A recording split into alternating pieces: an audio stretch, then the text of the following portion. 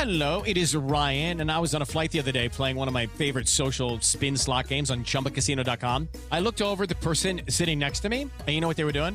They were also playing Chumba Casino. Everybody's loving having fun with it. Chumba Casino is home to hundreds of casino-style games that you can play for free anytime, anywhere. So sign up now at ChumbaCasino.com to claim your free welcome bonus. That's ChumbaCasino.com and live the Chumba life. Sponsored by Chumba Casino. No purchase necessary. VGW Group. Void where prohibited by law. 21 plus. Terms and conditions apply.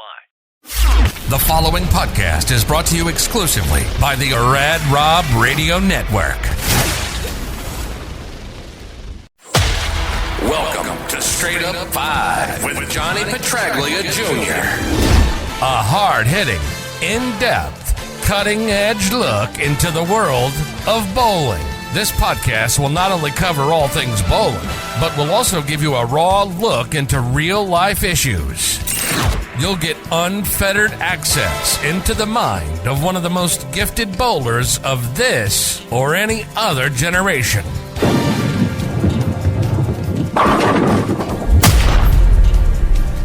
So without further ado, let's introduce you to the hosts of the show. Rad Rob, Rob Francois. Rad Rob, Rob Francois. Dr. Ocho. Dr. Ocho. And the incomparable Johnny Petraglia Jr. Johnny Petraglia Jr. This is episode number 55, and I am your host, Rad Rob, Rob Francois. I'm not even going to intro these guys. I'm just going to get right to it. I am pissed. Welcome, Johnny and Ocho. I'm very upset at what ruling the PBA has made, and we're just going to jump right into it because we thought it was bad last year with the USBC and all the crap that was going on. The PBA has decided to ban all urethane balls made prior to August 2022. Johnny, what in the blue fuck were they thinking? Well, first of all, good morning. It's good to see you guys. Diving right into it here. Is it morning? Yeah, it's a line from a movie. It was just opening, but John, good to see you. The PBA is making a formal announcement that this coming season, all urethane bowling balls from all individual companies, proprietors, no longer available for use on the PBA tour. So, first off, obviously the big hype and then the number one that was going to scare everybody is obviously the Purple Hammer. Hi, Dan. Good to see you. Thanks for being here as always. And we're obviously already got a new run of those out on the assembly line already with a new pin color. They're changing the top of the weight block location pin from green to pink. But as far as, all right, you know me, I'm usually relatively neutral here when it comes to trying to understand both sides of the story. But yeah, my guess is maybe in their eyes, they seem to believe that it's going to make it a little bit more of a level playing field for everybody, because now there is no such thing as even a tricky urethane ball that may have softened up over even the last few years. Maybe there's a magic storm pitch black out there that somebody's been hanging on since even 2020, let alone 2013 or the year of the production of that ball. But I personally think that the reason I brought this up when I was a guest on Mike's show last night, if it were up to me to actually decide why I think they're doing it, I haven't really come to any real conclusion as to why. But I think it's probably to stop the people that have the most say out there from bitching as much as they do, in one respect, because it doesn't cease the manufacturing need for the urethane balls. If anything, it makes it more, because not only do you have to keep producing them now with however long they say you can't use them, if next year they ban anything that was out after August 1st, 2023, and the same thing happens, the mass production still has to stay there for as long as the urethane craze is here. So without immediately diving in the first 5 minutes of the show and saying that I just simply think it's another absurd, ridiculous thing on their part, I'm trying to kind of see where they're coming from. What do you guys honestly think? And then I'll kind of feed off from you from there, and we can look at a couple of questions from the guests. Derek, Kevin, good to see you guys. What do you think, Rob? I mean, it doesn't make sense to me because, the manufacturers are going to lose a lot of money. I mean, a lot of money. And it's going to hurt a lot of, amateur bowlers as well as professional bowlers. I mean, who knows if the USBC is going to follow suit after this? They have the track record for doing that. So they started? I mean, pretty much, yeah. If the USBC were to follow suit on it, I don't think they would be able to monitor or follow suit on anything other than the nationally recognized events. Mm-hmm.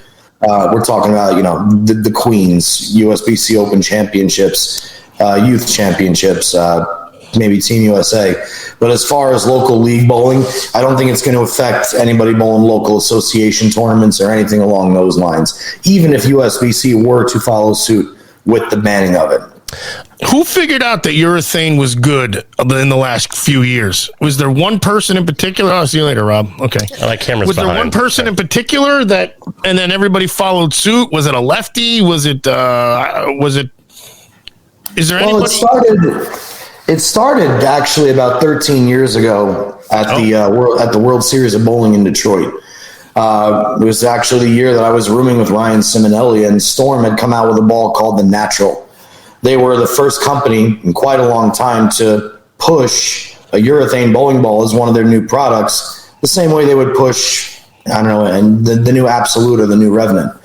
They pushed that ball for the exact purpose it was made and designed for the classic motion of a bowling ball from yesteryear. Well, you take somebody like Ryan Simonelli in his early 20s at that point, and you give that 500 rev rate and 19 miles an hour off his hand, and friction on the gutter at 30 feet or anywhere near the gutter, all of a sudden, he had the world that week. He wound. I think he made 3 telecasts that week, and he had to come out of all the TQRs for the entire week. It got so bad that even Rhino Page openly said when he defeated Simonelli in the Viper Championship that week, he actually said that I had to throw urethane on that show because it was the only way I was going to beat Ryan, because nobody had the look that he had that week. But since then, it's been popping up here and there. But the bowlers that I personally recognize the most that have really made the biggest impact with urethane is when you watch guys like Jacob Buttriff and Jesper Svensson. And even more so, obviously, those guys are all 3 of the guys that I just mentioned are all lefties. But all 3 left-handers that I mentioned, if you look at every other left-hander on tour, the game kind of got to a point that no matter what kind of game you got on the left side of the lane, as long as you know how to throw urethane, you have the chance to be the best in the world. Now, whether that holds true week in and week out, I don't know. And I'm not trying to shit on lefties. I am a lefty myself, obviously.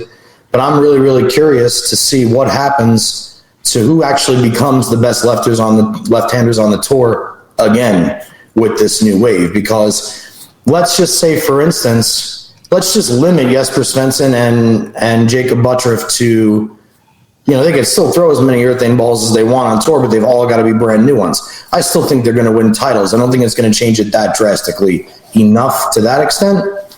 But the whole moral behind the thing, and the thing that I think is really causing it, is that the urethane era has taken over the game so much that the game has lost its identity. Like, in other words, when you go to a tournament nowadays, it doesn't matter what the pattern is anymore, because the pattern is no longer the oil pattern after the completion of practice, because half the field is throwing urethane equipment. And we all know the urethane chops up an oil pattern completely. And, as opposed to the days that everybody used to bitch about it and say, oh, this guy's throwing urethane and he's burning up the front and now I got a wiggle spot. Or when everybody used to bitch that Belmo's rev rate was too high and they had to deal with the Belmo effect. It's just something new to bitch about. But I have a feeling that that's what's going on. That's at least my instant thoughts on it all.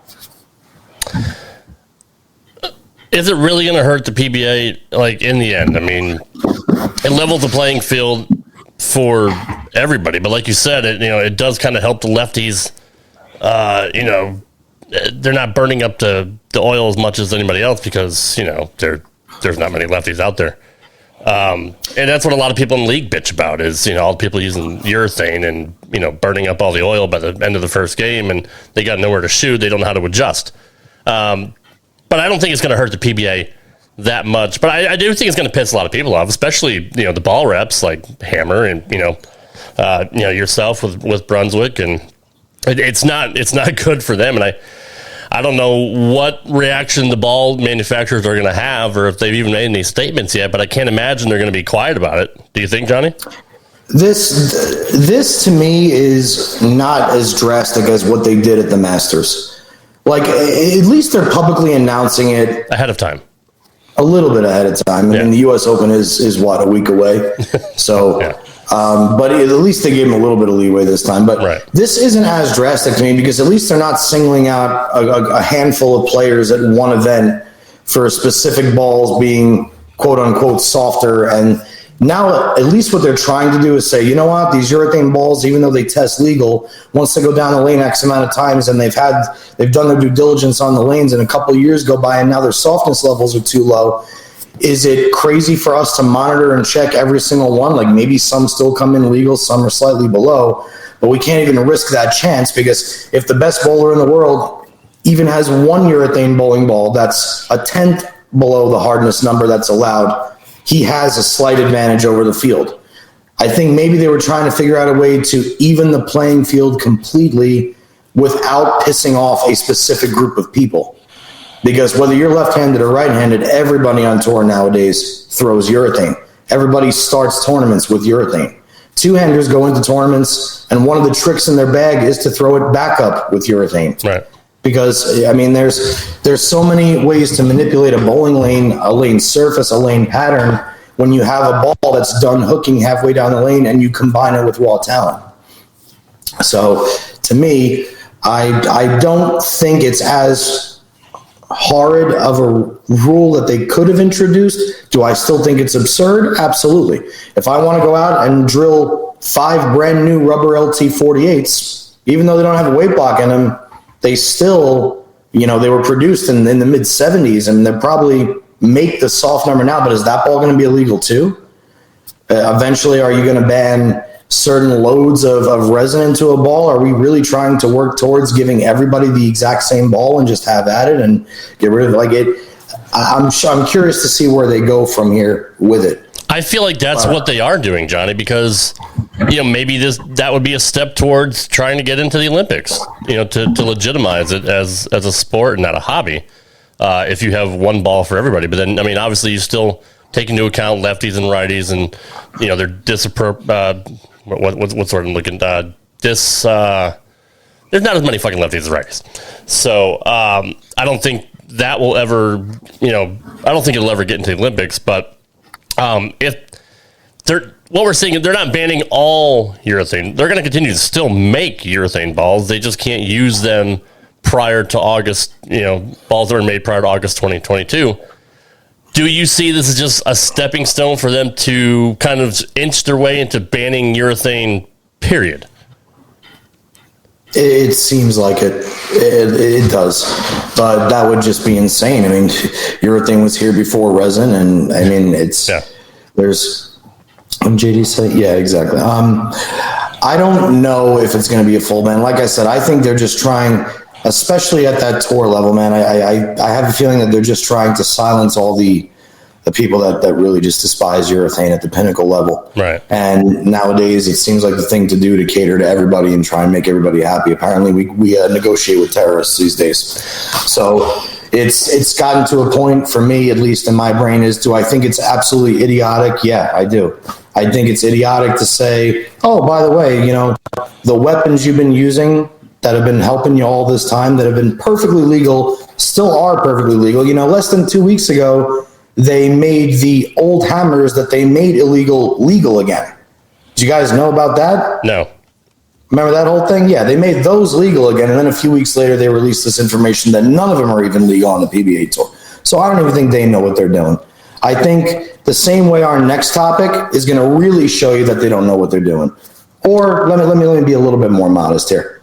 Maybe they do know what they're doing, but from the outside looking in and based off the history of the way things are compiling, it's not looking too good. We mentioned it last time with USBC that, like, hey, maybe down the line they're going to tell us what the whole premise was behind it, and no one ever said a word. So that whole thing from last year still baffles people. Yeah, and we're still left in the dark about that one too. Yeah, They just randomly pulled 100. We gave him like the teeniest benefit of the doubt and said maybe there's somebody wicked smart and they're gonna tell us, and in 6 months, 8 months, we're gonna go, oh, that makes a little bit of sense, and they're doubling down basically. But remember, Oach, that was the USBC. That wasn't the PBA. Right, and the PBA didn't follow suit with that. Right. Moving on to our next topic. The PBA is giving exemptions to the U.S. Open this year to Mookie Betts and Jimmie Allen, who are a baseball player and country music artist, respectfully, which kind of opens the door. Should that open the door to anybody, or are they just getting it, Johnny, because of their status? You want me to start here? Oh, yeah. Mookie Betts can he threw a 300 at the World Series of Bowling when he joined in it, I think, 1 year. Regardless, he's not a PBA member, so that's the issue that I have. What say you, Johnny? Okay, I'll compile my issues. The first one is it's the U.S. Open, or at least it used to be. The U.S. Open has had... Anybody get in it? Yeah, there were, I mean, even when the field was 240 players back in the 80s, when it was 400 plus players in the Cavalier years, whatever it is, the U.S. Open was always an open. It was always available to everybody to bowl that at least maintained certain specs within the bowling industry, right? Average related, things along those lines. So JD was here to hear my rant last night. I think I may be softer because I was on fire last night. But in regards to that, so now the U.S. Open is no longer an open. Now it's the U.S. Open Invitational. And it's an invitational that legitimately motherfucks people that are worthy of the position, for lack of a better term. And what I mean by that is the field is 108 players. 17 of those 108 players in this U.S. Invitational are coming out of the PTQ, which is, I believe, a 7 or 8 game format right before the start of the tournament. And the PTQ has a waiting list, like most PBA events do, because even though we always bitch about bowling and how nobody's interested in bowling anymore, there's always enough bowlers to show up that there's a waiting list on the PTQ. There's always a couple hundred people in the United States that want to go bowl a tournament. So I don't like that they always say, well, if we're doing so bad, why do we always have, log jams? There's log jams at Disney World, guys, to get on the log flume. I mean, it's a one and done thing. But what I got here out of this is this. I'm going to use a couple people to cite my example here. Now you have the U.S. Invitational. I believe 5 or 6 of those spots were given to Junior Team USA members, which kudos to the kids, for making Junior Team and being offered that opportunity, but they're not deserving of it yet. Not yet. Or at least not as deserving in my eyes as other people like Robert Smith and Robert Lawrence, to name just 2. Mike Scroggins to add a third. There's 3 professional bowlers who are all U.S. Open champions. Robert Lawrence, I know for a fact, was told when he won in 1992 that one of the perks of winning the U.S. Open was it was a lifetime exemption. That he had the ability to wake up, even if he was 85 years old, and say, you know what, I feel like bowling the U.S. Open this year. I'm going to go bowl. He could. The same way Carmen Salvino was bowling at TSC for all those years. The same way to this day, if Jack Nicklaus walked out to Augusta and said, hey, I'd like to play in the Masters this year. I'd like to play before I die. Even if the field was 108, they would make it a 109 spot because it's Jack Nicklaus, right? At least based off the credentials that you previously set. So let's leave all that aside. So some of the legends of our sport have to bowl the PTQ if they even want to bowl the tournament. Here's a prime example, Norm Duke. Norm Duke has to bowl the PTQ if he wants to bowl the U.S. Open, even though he retired. Okay? If that's not shitty enough in itself, what they decided to do was they had this vacant spot to just automatically be entered into the U.S. Invitational this year. And it was given to Mookie Betts. And I want to make sure that I make this known. I love Mookie Betts. He's a world-class baseball player, one of my favorite baseball players. He is absolutely in love with bowling. He's a great bowler, and I certainly think he has a chance to cash. I sure do. But do I think that Mookie Betts was more deserving of a spot for a bowling tournament with a 108-man field with $100,000 on first place prize check, which is life-changing money to a lot of people? Do I think he's more deserving than even any of the three guys that I just mentioned? Absolutely. And it's a week's pay for him. That's the other thing. Mookie Betts is a multi-millionaire. He makes $23 million a year, I think, somewhere around there. So maybe even more. So it's a day in the park for him. Right. So this is just the start. So they give the spot to Mookie. The PTQ, as I said, the pre-tournament qualifier to actually get into the field for the U.S. Open, also has a waiting list. But one of the people that got to skip that waiting list is new or up-and-coming country music artist of the year and 3 number 1 hits, thanks Derek Mashad for letting me know yesterday, Jimmie Allen. And they give away a PTQ spot to him. Now, it's been made mention across a couple different platforms that Mookie denied the spot that he was given, that he even flat out said give it to somebody else, but at the end of the day, he did wind up taking it. And I think that had a lot to do with the PBA begging him to. And I'm not sure what happened with Jimmie Allen as far as the PTQ spot, but here is what I said yesterday, because everybody's asking me how I feel about it. And the truth is, guys, how I feel about it is the guys in the head office of bowling are still, to this day, trying to make bowling cool the incorrect way. They think if cool people bowl, that bowling automatically becomes cool and brings in fans. So they're willing to literally fuck 300 bowlers and cut a field to 108 and then fuck 17 other champions and give those positions to PTQ bowlers, one of which is a guy who's well known in the country music industry, and then give another spot away to a world-class baseball star. And they're telling these other guys, your chance at life-changing money this year is out the window, because we know Jimmie Allen and Mookie Betts can make us more money and probably get us more fame or get us more popular. And they're doing it to line their own pockets. They're doing it. Now, if it works, wonderful. But if it was going to work, then more fans would show up to watch the Chris Paul Celebrity Invitational, other than the players' wives and the agents, who are the only people I ever see at those events. I was actually going to say just exactly what JD said. Like, they may show a highlight, a 2-second highlight of Mookie Betts in this Jimmie Allen bowling, because rarely do they show much of the qualifying or the blocks of games on TV anyway. So, well, hang on, Ocho. Studio, and I want to jump in there because with the new deal with Bowl TV, I believe the entire qualifying will be televised on that, right, Johnny? So it's already bowling fans that are watching, though, then. Exactly. No dude is going to be watching Bowl TV. They're going to be watching on on whatever channel, Fox or something like that. So, well, I'm assuming they just want to get more people to subscribe if they know that their favorite artist or favorite baseball player is going to be on it. So I think they're going to try to drive sales for the subscription. Yeah. So that still doesn't do anything for bowling. Does it? Well, he already said it's for lining their pockets too. So I didn't know there was only 108 people either. I thought the U.S. Open was the big gimmick, and I thought it was 400 dudes in there, 4 dudes or chicks. What I said yesterday is exactly how I feel, and I'm going to mention it now because I thought about this overnight after I said it yesterday, because a lot of people say, oh, you don't really know what you would do until you're in a certain situation. Well, with all due respect, I've been in enough situations in my life that I know what I would do. And I at least know the kinds of people that I admire and I look up to who would probably do this. I am surprised that people like Mookie Betts and Jimmie Allen, who are not only good at their craft, but like good people. They're genuine good people. They're like J.J. Watt. They're like a Mike Piazza or the late Kirby Puckett. They're good people, and they're fantastic in their crafts, right? I'm very surprised that in the midst of everybody saying, well, Mookie didn't want the spot. He just wanted to enter the PTQ like everybody else.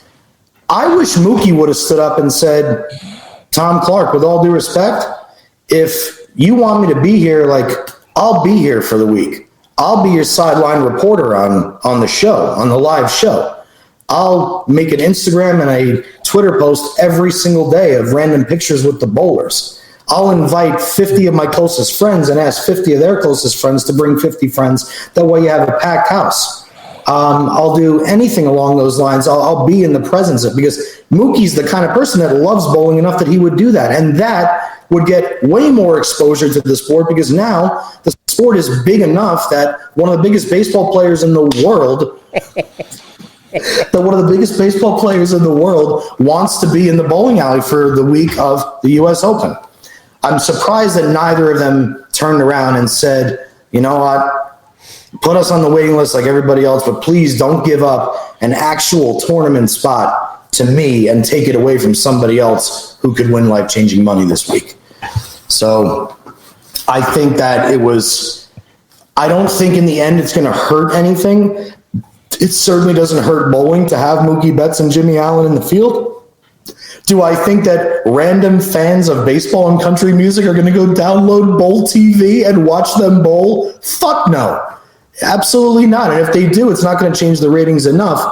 I'm obviously perturbed about it. I'm obviously, because I'm for, I don't want to say the little guy, but I'm for the guy that has put more time in. I think it's sickening to think about the amount of bowling friends that I call family that are sitting at home saying, I've been doing this for my entire life, and I won this event. I won the hardest bowling tournament, what used to be the hardest bowling tournament in the world to win, and I got to go sit on a waiting list for a PTQ while a guy I've never heard of that can strum a guitar is out there bowling. I could see them throwing shit at the television. Like being selected to go into the Hunger Games a second time after you already won. Like that's like what the jab has got to feel like to those guys. So I don't like it. After Jimmie Allen strikes, what song do you think he's going to play? Probably one that I don't know. That's the because point. Honestly, the only reason I know who he is because this is what I love about social media. I love this about social media. So there were people taking pictures like, oh my God, look who we spotted at the bowling alley. Holy shit, can't believe he walked in. And like you see 15 people write, who is that? Who is that? And then you get the one random person that says, what do you mean you don't know who that is? That's Jimmie Allen. And then 15 more people write, who's Jimmie Allen? And then I come to find out he won like up and coming country, like new country music artist this past year. So if you like country music, you may still not know who the fuck he is. So I don't like those people that are trying to tell everybody else that we're supposed to know somebody that we shouldn't know on top of it all. Well, Derek knows who he is. He has an opinion on which song that they would play. Derek likes country music. He's a country music buff. Right. I know who Colin Champion is, and I know how fantastic of a bowler he is. But nobody knows. A lot more people know who Norm Duke is than Colin Champion. That's what I mean. Is if you're a diehard, you're a diehard. But that's if you're a diehard. Anyway, that's what I'm getting. I'd watch if it was John Michael Montgomery, but that's just me. Yeah, or Tim McGraw or something like that. I mean, good country artist. He's a poser. Jason, I do know he was there, and I think that was awesome for that event. I really, really do. I really know. Yeah, we're not downplaying what Jimmie's doing for the sport because obviously he has a love and a passion for it, and he is bringing a lot of eyes to it. He's doing tours around the country. He did one here locally where I am. Exactly. But it's the PBA and it's the U.S. Open. It's a major for fuck's sake. What you just said, Rob. You could give Jimmie Allen and Mookie Betts a commissioner's exemption to every single event for the rest of the year. Every single one. Yeah, put them on like the Geico whatever tour, tournament or whatever, something like that. Yeah. You could put them at every stop if you want to. Christ, they did everything they could to get Belmo through as many PTQs as they could because they wanted the world to see him. Yeah. And then what did Belmo do? The world saw him, and he's the best bowler in the world. And he can't even get the traction that we need. You think, I don't know what your thought process is here. And I don't mean to, and again, this is nothing against Mookie and nothing against Jimmie Allen. I mean, I'm sure Jimmy's a great musician. Obviously, he is. Mookie, we know, is a fantastic ball player. But do I think that either of those guys are more deserving than anybody in the bowling world? No. I don't. It's one of the oldest events. In fact, maybe the oldest event. It's a sacred event. It really is. It's ladies and gentlemen, Mr. Conway Twitty. I'd rather see. I have Family Guy on, by the way. I'd rather see Tommy Lee out there than Jimmie Allen. That's just me. Tommy Lee, what's he going to bowl with? He's going to friggin' roll that thing with his schmeckle? He could too. I wouldn't know who throw it harder than us. I wouldn't know who Jimmie Allen was. Miles per hour. I wouldn't know who Jimmie Allen was if he walked down the street, or even if I saw him in the bowling alley. I literally wouldn't know who he was. And hey, whatever. That's just me. But celebrity status shouldn't matter. The fact is, it is the U.S. Open, like we said. It is the oldest event. It's a major, and they should be on the list. If they want to get in, they should be on the list like everybody else. And they should not get an exemption based on who they are and what their status is. I think it's demeaning for the sport in general. It honestly is. If Elon Musk just randomly walked into the corporate office for the Dodgers, does Mookie still play for the Dodgers, or did he get traded? I think he's still in the Dodgers. Anyway, let's just say he's still a Dodger. If Elon Musk decided to walk in and say, you know what, guys, I'd really like to, play one game in the outfield for the Dodgers this year, all 9 innings. And they said, you know what? I do have a place for you, Elon, because let's compare it. Maybe Elon's too much money. Let's go with somebody I'm trying to do the comparison of bowling money to baseball money and what would be above baseball money. Well, let's just say Kevin Durant or whatever, wanted to come in and play. Even that one's too close. But okay, I'm just gonna say somebody that makes like a shit ton more money than a baseball player walks in. Richard Branson. There you go. Richard Branson walks in. Says, I'd like to play left field for a game. Can you squeeze me in? You know what? We got the perfect game. We need one more victory. It's actually the 162nd game of the season, and we need to beat the Padres, and then we clinch home field advantage in the playoffs. This would be a perfect game for you to go out there and show your stuff in left. Mookie, sit on the bench. It's unheard of. It just wouldn't be done. For what?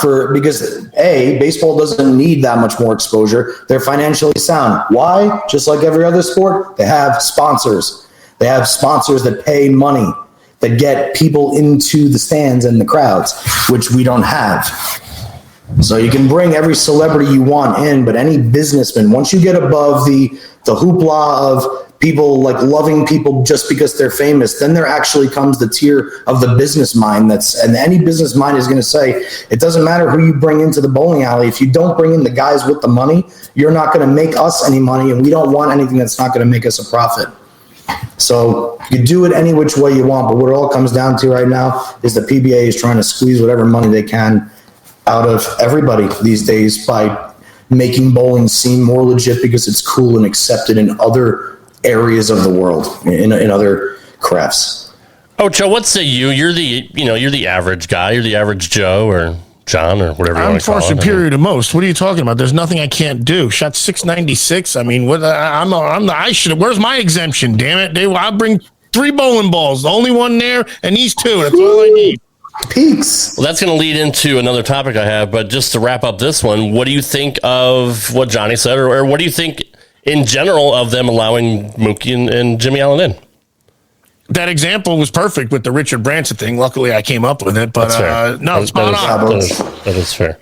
Spot on. I think. I also think that bowling should only have 5 bowling balls per person too. So I'm on the fence about other shit. That's for another day. Okay, fair enough. That moves us to our next topic. This is a post in the USBC Bowlers discussion forum on Facebook. How would I go about getting into a PBA event if I'm not part of the PBA?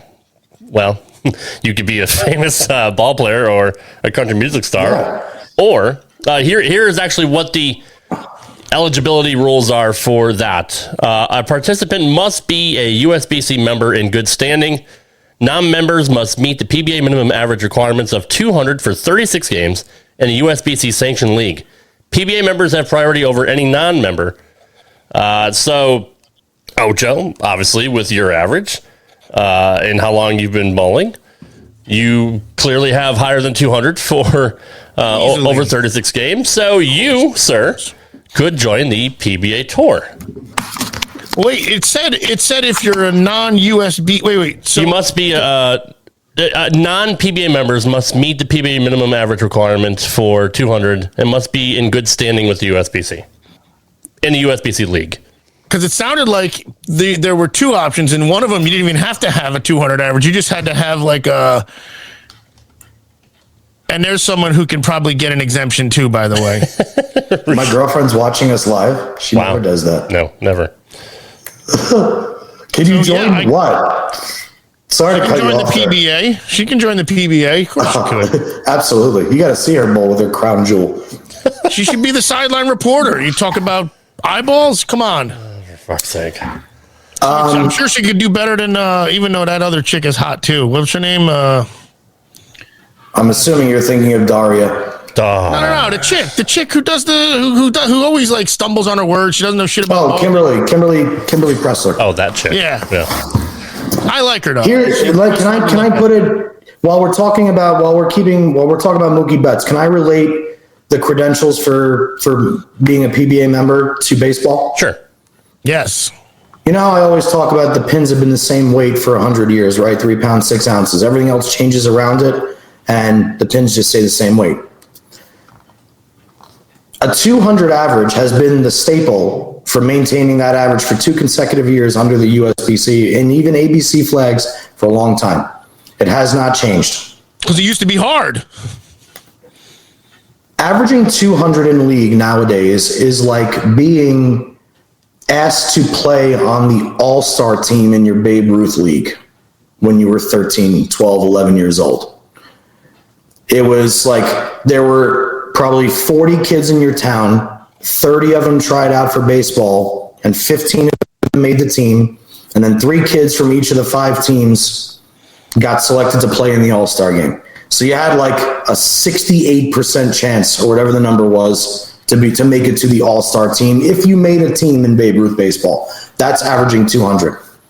To average 210 is like making varsity as a sophomore in high school, where you probably could have been taken as a freshman, but they think maybe you need a year on JV to get your feet wet, and then you'll have a couple years before you're a senior. That way you can really maul them over and grow into your own shoes. So 210 is making varsity as a sophomore. 220 is getting accepted to a Division III or even a Division II school under a partial scholarship. 230 is playing D1 ball and being asked to come to a couple showcases and get looked at by actual scouts. What makes baseball so great is everybody in the 200, 210, 220, 230 bracket, none of them make it to the show. None of them. It's only the guys that make it through all those steps and kick everybody's ass at all those steps, and the guys that average 240, which is a way, way, way smaller percentage even today, even with how astronomical the scores are. So if you average 240, then maybe you can be J.J. Watt for football. Maybe you can be Mookie Betts in baseball. It doesn't matter.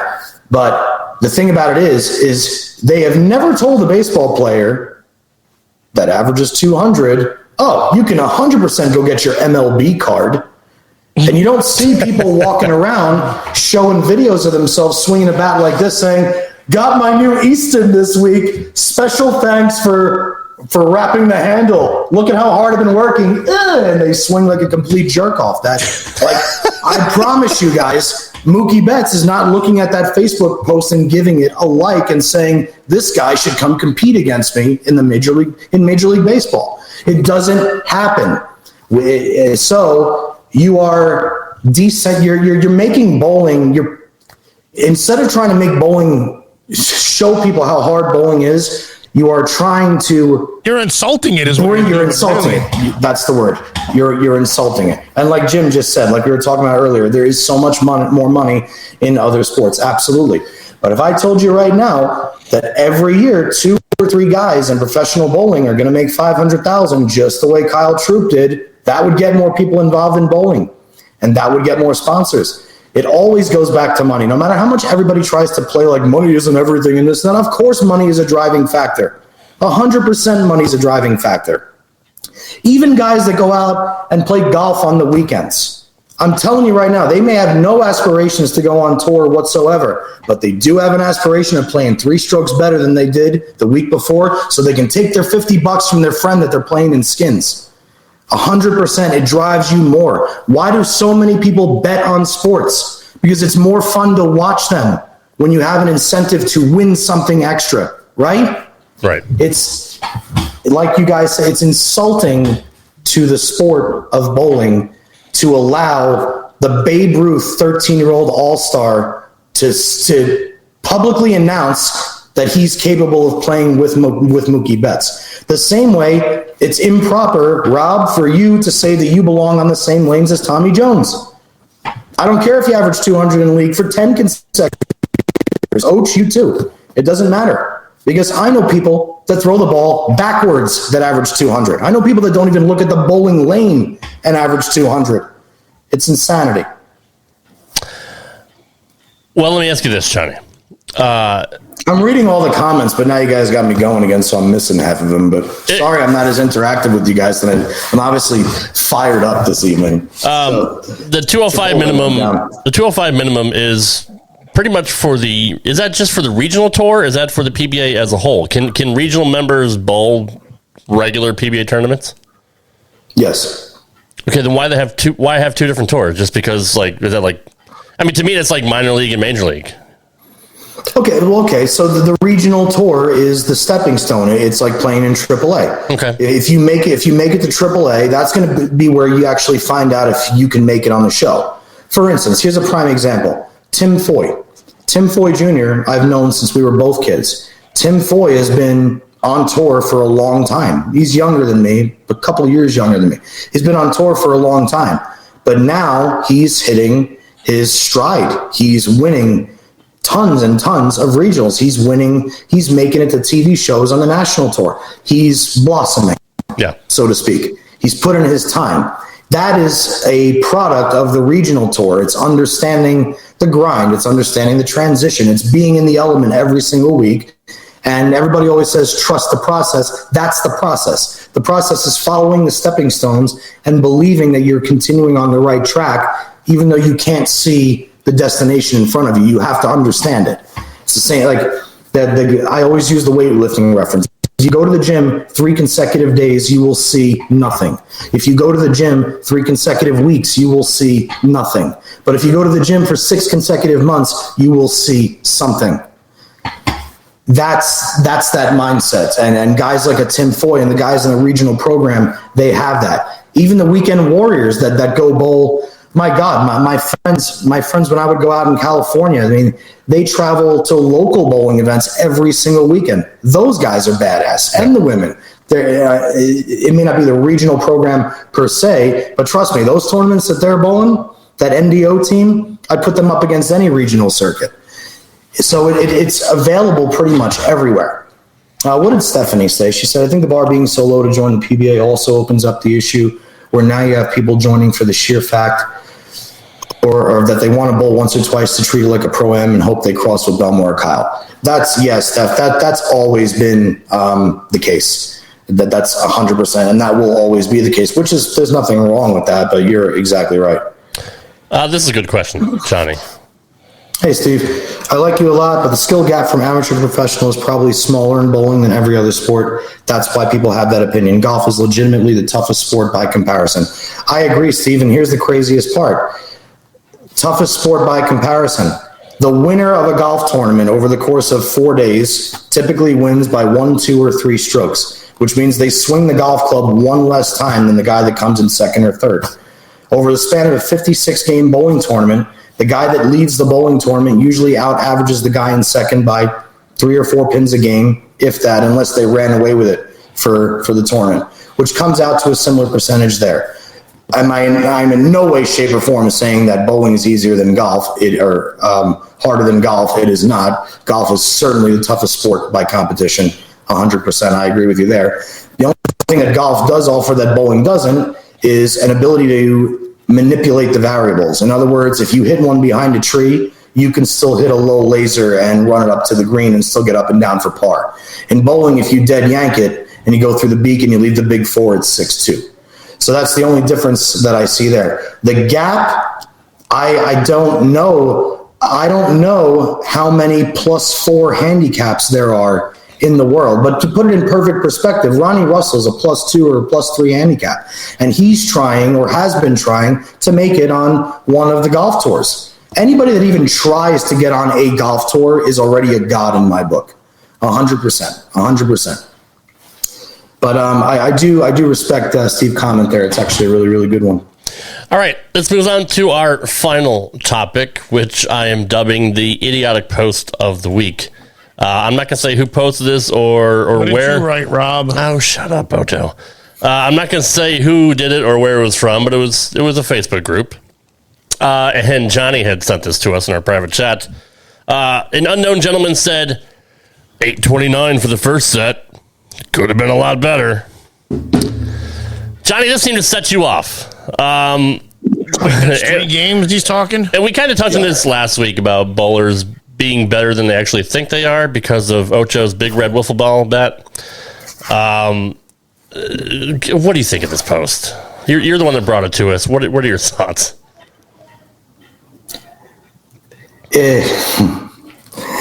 I've never been a fan of I'm too cool to be normal. I don't like it.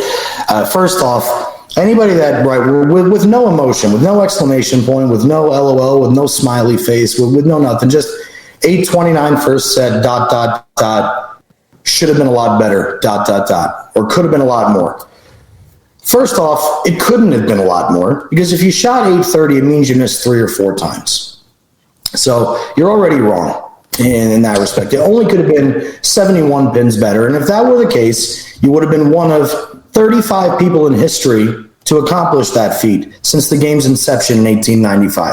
So automatically, this statement right here, if you're one of the people that writes this, I don't like you because I don't like the way you approach life, period, in general. These are the same people that when somebody that posts a ball for sale, hey, I have this used Nirvana, we're selling it for $75, they'd rather rip that person apart for an hour telling them that they could get 5 balls for that price and that person's an idiot for even trying to sell it, rather than informing the person, hey, man, just letting you know, that ball brand new in box undrilled is 209 or whatever it is. Yeah. So, but what I'm talking about here is this, and I said this again on the show last night, and I will repeat myself.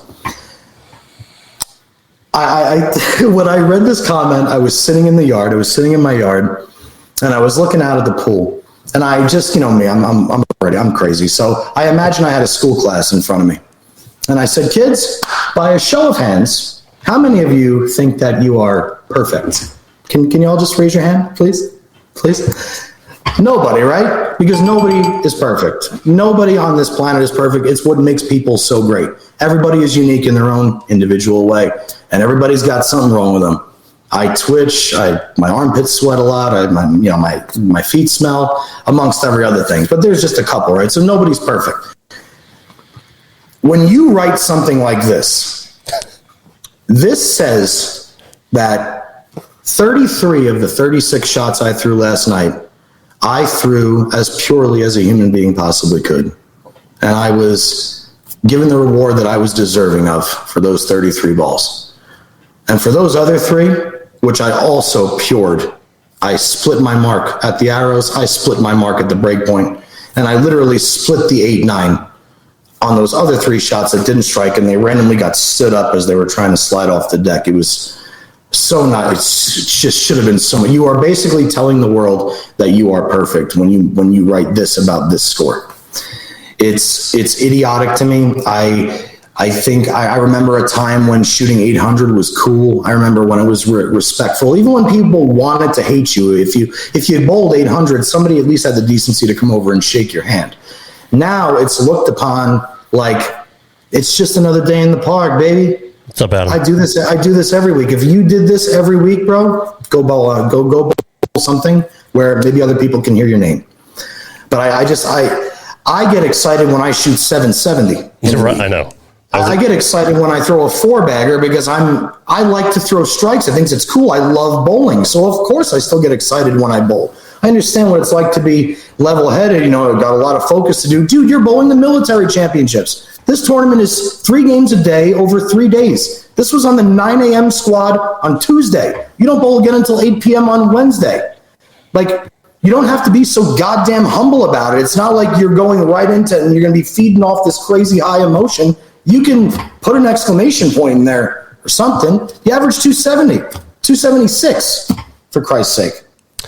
Can I read what you said to us verbatim? Because it was pretty fucking funny. Yeah, and then I'll give you the comparison that I gave, and then I'll leave it alone at that, because I could talk about this all night. You said, "No, Ted, it could have been a lot better. It could only have been better. 71 pins better.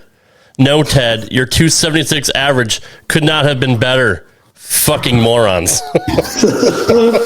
I said this to Mike Val last night. I said, one of the things that I miss the most, with all the things that are changing in the world, I understand evolution, and I'm progressive to some extent. I love everybody. I give a fuck what anybody does. It doesn't matter. But there are some things that I really don't like as this world continues to progress, and one of them is the lack of emotion in something you supposedly love. I'm using another baseball reference because it seems to be the topic of the night. Mark McGwire, when he hit 62 to break at that time the single season home run record. Anybody that saw that home run remembers exactly how it happened. I remember where I was when it happened too. The low liner cleared the fence off of Steve Traxel, and he overran first and had to go back and touch it. Exactly. And then when he completed around third, he jumped on home. He got mauled by the other 25 teammates. Everybody's cameras going nuts in the crowd in St. Louis. His son, Matt, his name was written in like white chalk on his hat. First hug that came out was his son, Matt, hoisting him up. And then who comes running in from center field? Sammy Sosa. Or from the outfield, who's also in the running? Sammy Sosa. And what are we watching? We're watching two Titans trying to revive the sport of baseball, hugging each other in the middle of the game, doing Sammy Sosa's 35 things with the fingers and the chest pound. And everything for that moment was all surrounded by what? One act. In that one moment, Mark McGwire became just like all of us. He became human. We related to Mark McGwire in that moment because he was ecstatic about accomplishing something. And everybody in the city of St. Louis especially felt it, right? It was emotion, and it was like he was almost being a kid again, like hitting a special home run, the grand slam to win the World Series kind of thing. And you watch everybody jump around and be kids. And exactly. So what this statement says right here, I'll equate this to McGwire. McGwire hits the homer, and as he's coming around, he doesn't miss first base. He waves to Sammy Sosa and says, "Don't bother coming home. Don't come home." He rounds home. He says to the guys, please, could have been a lot better. That one barely cleared the fence. Let's go back to the dugout. That's fantastic. That's perfect. That's what this comment Barry Sanders says to me. did by being there before, I guess, even though that was never done before. Yeah. Yeah, Barry Sanders. At least he would do it in a game. If it was to win the Super Bowl, Barry Sanders would spike the ball and jump up and down. But it was colorful when he did it because at that time everybody did something stupid. Everybody was so Barry flashy, Sanders was like, "Ooh, this guy's so stoic. It's kind of cool." Now everybody's like, "Shot 840, shot 860." Asshole, I haven't shot 850 since I was 24. Get out of here! Congratulations. They're like, "What are you congratulating me for?" I can't take him. So yeah, that was my last rant about that. So, and of course today I saw it again. Congratulations to the guy that bowled 858 with the Zen U, but another bump on a log, just no emotion in the video whatsoever. If I'm bowling 858, be lucky if I keep my pants on before I get off the approach. I do that after a 500. Dude, Prather shot at 300 at the USBC or the what do you call it, the Team USA trials, right? And he was slapping everybody's hands and he was happy about it. I'm sure he's got 2,300 games, but that's why I love watching Prather now. Chris, they say certain guys in certain sports they just have the perfect mix. Yeah. Prather's got it. Yeah. I used to think Prather was boring. I love you, Jim. I used to think Prather was boring, but no, Prather's fiery when he needs to be, and he's fiery at the right times. So yeah, totally. He's one of my favorites to watch for both reasons now. And I think he's literally the nicest guy in bowling. Like, he should get the nicest guy or the player of the I think we talked about this a few months ago, whatever award it is for sportsmanship. Like, they should just name it after him because he's like the nicest guy ever. Yeah, he's a goodie. All right, guys, that wraps it up for this week. Good stuff. Johnny, you were on fire tonight. Ocho, you brought nothing to the table, but I mean, that's par for the course. But no, I feel bad because Ocho didn't really get a lot of chance to talk tonight because Johnny was just fucking on fire, which I knew Johnny was going to be on fire at this. So I still think you were slightly fettered I think you're more unfettered on Over the Cap. Check that out every Tuesday night with host Mike Val on his YouTube channel or his Facebook page. But it's okay. It's okay. You got it all out last night, but I'm still glad you had enough fire tonight to entertain all of us, as you always do. Where can we find you on Twitter, Mr. Petraglia? At JPJR07. Ocho, where can we find you on Twitter, buddy? At the Dr Ocho. And I am at Rad Rob Gaming on Instagram and Twitter. What are we going to do next week, Johnny? I mean, well, next week it's the U.S. Open, isn't it? So I'm sure we gotta see how Jimmie Allen does after he gets out of the PTQ. You know what? Bowling is back. I mean, it is. We always like to identify everything that's going on in the bowling world, but truth be told, we're all lovers and fans of the sport. So let's keep it coming. I'm not even going to try. We will be back next week for another edition of Straight Up 5 with the man right there, Johnny Petraglia Jr. and Ocho, I guess, if anybody cares. And I'm just here to suck as a host. We'll see you guys next week. Take care. Later, guys. Thanks for listening to this edition of Straight Up 5 with Johnny Petraglia Jr. You can follow the show on Twitter at Straight Up 5 Pod. Follow Johnny Jr. at JPJR07. Follow Rad Rob at Rad Rob Gaming. And follow Dr. Ocho at the Dr. Ocho. Got a question for Johnny? Send your questions to straightUp5podcast@gmail.com. We'll see you next time for another edition of Straight Up 5 with Johnny Petraglia Jr. Right here on the Rad Rob Radio Network.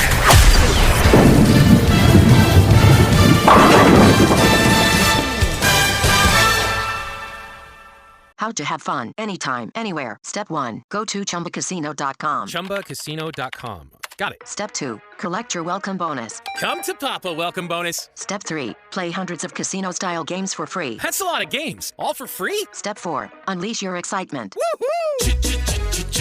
Chumba Casino has been delivering thrills for over a decade. So claim your free welcome bonus now and live the Chumba life. Visit ChumbaCasino.com. No purchase necessary. VGW Group. Void where prohibited by law. 21 plus. Terms and conditions apply.